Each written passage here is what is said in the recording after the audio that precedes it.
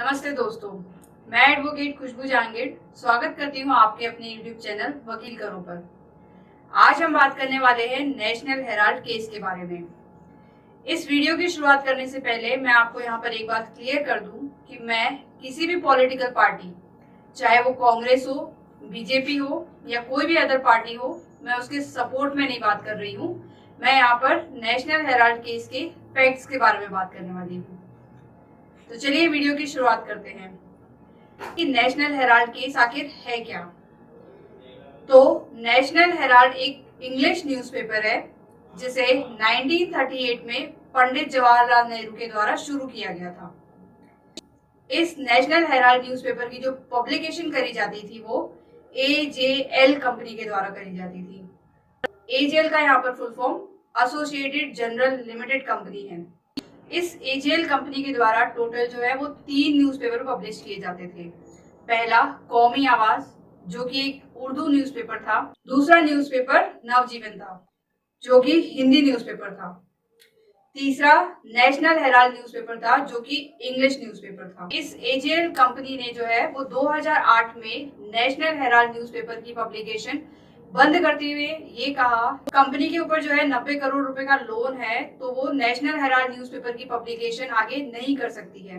अब 2010 में कांग्रेस पार्टी के द्वारा एक नई कंपनी खोली गई, जो कि यंग इंडिया नाम की कंपनी थी। इस यंग इंडिया नाम की कंपनी के अंतर्गत टोटल 76% के जो शेयर्स थे वो सोनिया गांधी और राहुल गांधी के पास थे।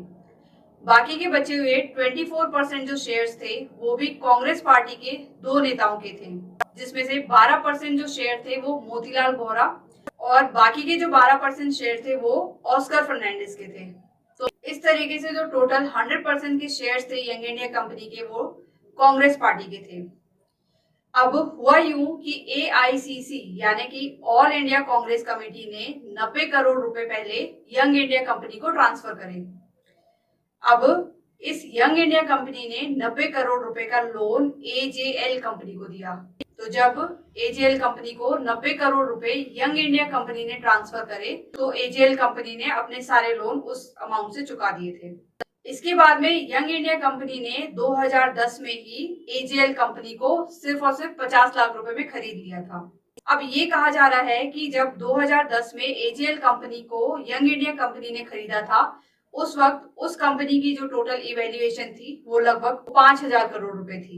अब 2012 में बीजेपी सांसद सुब्रमण्यम स्वामी ने कांग्रेस नेता राहुल गांधी और सोनिया गांधी के खिलाफ जो है केस फाइल किया, जिसमें ये कहा कि AJL कंपनी की जिसकी टोटल वर्थ 5000 करोड़ रुपए थी उसको सिर्फ 50 लाख रुपए में कैसे खरीद लिया, और सोनिया गांधी और राहुल गांधी के खिलाफ prevention of money laundering act के तहत जो है केस दर्ज कराया।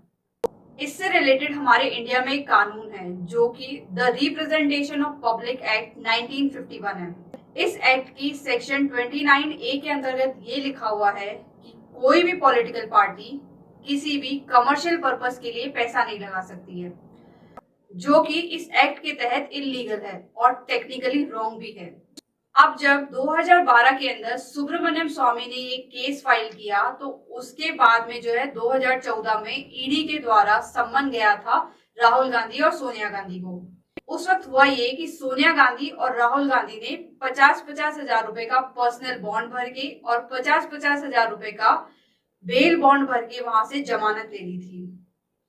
इसके बाद में 2018 में सोनिया गांधी और राहुल गांधी ने जो है सुप्रीम कोर्ट में ये पिटीशन लगाई कि इस केस को खारिज किया जाए, लेकिन सुप्रीम कोर्ट ने उनकी इस याचिका को खारिज कर दिया था।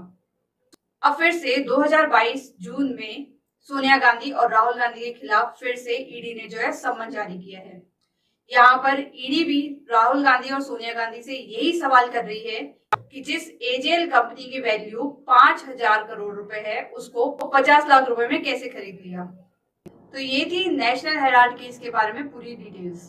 इस केस से रिलेटेड यदि फ्यूचर में कुछ भी अपडेट आती है तो वो मैं मेरे वीडियो के थ्रू आपको बताती रहूंगी। तो यदि आपको मेरा वीडियो अच्छा लगा हो तो आप लाइक करें, शेयर करें, साथ ही साथ हमारे यूट्यूब चैनल वकील करो को सब्सक्राइब करें। तो मिलते हैं अगली वीडियो में, तब तक के लिए जय हिंद, जय भारत।